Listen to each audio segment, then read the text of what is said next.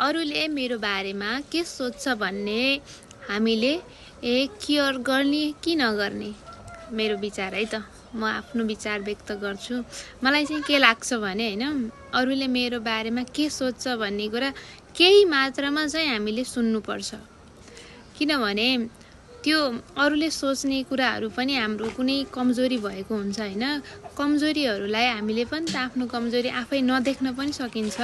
त्यो कमजोरीहरूलाई उनीहरूले औँलाइदिँदा अथवा उनीहरूले यसरी व्यक्त गरिदिँदाखेरि चाहिँ हाम्रो त्यो हाम्रो सुन्न सक्ने पावर हुन्छ, अनि त्यो हाम्रो सहन सक्ने धैर्यता, त्यो ओपननेस हुन्छ, त्यसलाई चाहिँ हामीले खुला गराउन सकिन्छ के।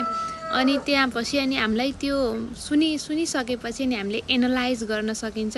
अनि उहाँले भनेको कुरा चाहिँ के कति मात्रामा चाहिँ सही हो या होइन, र म आफूलाई कसरी मुभमेन्ट गर्ने त भन्ने कुरातिर आफू लाग्न सकिन्छ।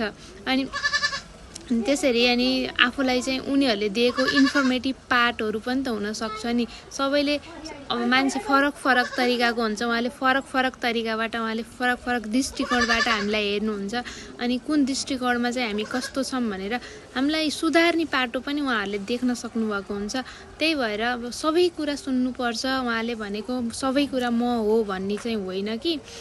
केही लिमिटेड पार्टहरू र आफ्ना कमजोरीहरूलाई सुधार्नका लागि पनि हामीले चाहिँ त्यो हुन्छ नि, अरूले भनेको कुरा म केयर गर्दिनँ भन्ने खालको त्यो सेन्टेन्स चाहिँ हामीले केयर गर्न लागेपछि अनि केही समयपछि हामी ओपननेस भएपछि एनालाइज गरेपछि भन्दा चाहिँ अलिक बेटर हुन्छ जस्तो लाग्छ के।